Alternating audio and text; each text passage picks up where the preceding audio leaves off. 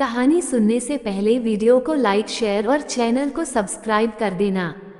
तो शुरू करते हैं। मेरा नाम उमेश है। आज जिस घटना को मैं आपको बताने जा रहा हूँ वो मेरे चाचा के दोस्त के साथ घटी घटना है। मेरा चाचा जब 18 साल के थे तब उनका एक दोस्त बिरजेश और बिरजेश का दोस्त विशाल रोज रात को गांव के पास वाले तालाब से मछली पकड़ते और दिन में आसपास के गांव में जाकर उन मछलियों को बेच आते। इस तरह उन दोनों का घर चला था। पर 4-5 दिन से ये दोनों तालाब के किनारे मछली पकड़ने के लिए जो मेद बनाते थे उसमें कोई रोज रात को आकर अपने पैर से उस मेद को तोड़ दे रहा था और इसके कारण जो मछलियां मेद के ओर आती तो पर मेद टूट जाने की वजह से वो सारी मछलियां वापस तालाब में चली जाती। 4-5 दिन से परेशान बिरजेश और विशाल ने सोचा कि आज रात को तालाब के पास छुपकर देखेंगे कि कौन रोज आकर हमारी मेद तोड़ देता है। और दोनों ने ऐसा ही करा। दोनों अपने अपने घर से खाना खाकर तालाब की तरफ निकल गए और वहां जाकर पास की झाड़ियों में छुपकर बैठ गए। वो दोनों मेद बनाकर लगभग रात के 9 बजे से ही छुपे बैठे थे, पर काफी देर तक बैठने के बाद भी कोई नहीं आया। जब बिरजेश ने विशाल से कहा, भाई तुम जब तक नजर रखो उतनी देर मैं सो जाता हूँ और जब तुम्हें नींद आने लगे या कोई आ जाए तो मुझे जगा देना। इतना बोलकर बिरजेश उधर ही लेटकर सो गया और विशाल अभी भी तालाब की तरफ नजर रखे बैठा था। और बिरजेश को लेटे हुए अभी 1 घंटा ही हुआ होगा कि तभी विशाल ने देखा एक औरत सफेद रंग की साड़ी पहने तालाब की ओर चले जा रही थी।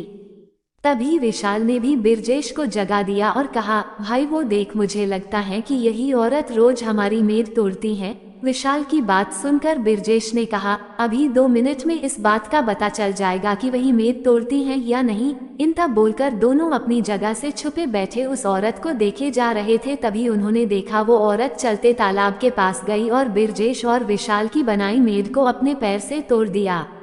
तभी विशाल को यह देखकर बड़ा ही गुस्सा आया और उसने अपना डंडा उठाया और उस औरत को मारने के लिए उसकी तरफ भागकर जाने लगा। पर तभी उस औरत ने भी विशाल को देख लिया था कि कोई उसको मारने के लिए आ रहा है, इसलिए वो भी वहां से भागने लगी। लेकिन हैरानी की बात तो यह है कि वो औरत तालाब के अंदर की ओर भाग रही थी, पर वो पानी के नीचे नहीं जा रही थी, वो पानी के ऊपर ऊपर ही भाग रही थी। बिरजेश दूर से खड़ा खड़ा बस उसे देख रहा था और विशाल को बार बार रुकने को बोल रहा था, पर पता नहीं विशाल को उस समय क्या हो गया था कि वो बिना रुके उस औरत के पीछे पीछे भागते हुए तालाब में घुस गया और लगातार उस औरत के पीछे भागे जा रहा था। वो औरत अब लगभग तालाब के बीचों बीच आ गई थी, पर फिर भी वो पानी के बिल्कुल ऊपर ही चल रही थी और विशाल के पानी अब कमर से भी ऊपर आ गया था। फिर भी विशाल रुक नहीं रहा था, इसलिए बिरजेश भी भागता हुआ विशाल के पास आ रहा था और उसे आवाज लगाकर रोकने की कोशिश कर रहा था।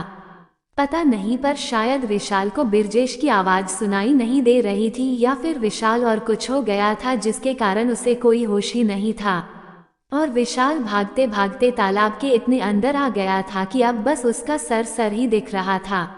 अब उस औरत ने भी भाग भाग कर तालाब पूरा पार कर लिया था और बिरजेश तालाब के बाहर से खड़े हो विशाल को आवाज मारे जा रहा था, पर विशाल बिना रुके अब तालाब के इतने अंदर चला गया कि वो पानी में पूरा गायब हो गया और अब बिरजेश को विशाल और वो औरत कहीं नहीं दिख रहे थे। विशाल तो अब पानी में पूरा डूब चुका था और वो औरत भी पता नहीं गया गायब हो गई थी।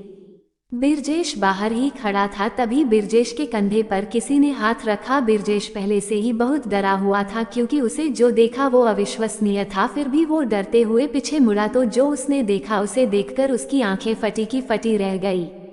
उसने देखा उसके कंधे पर उसी औरत ने हाथ रखा हुआ था जो अभी थोड़ी देर पहले तालाब के ऊपर भाग रही थी, पर इस बार उस औरत का चेहरा बड़ा ही खौफनाक लग रहा था। उसका चेहरा जगह जगह से कटा फटा हुआ और पूरा सफेद था। तभी उस औरत ने अपना हाथ बिरजेश के कंधे हटाकर उसके गले पर रख दिया और उसने अपने एक ही हाथ से उसका गला दबाने लगी। धीरे धीरे उस औरत ने अब बिरजेश का गला इतनी जोर से दबा दिया था कि बिरजेश की सांसें उखड़ने लगी थी और उसकी आंखों के आगे अब धीरे धीरे अंधेरा सा होने लगा था और देखते देखते बिरजेश की पूरी आंखें बंद पड़ गई।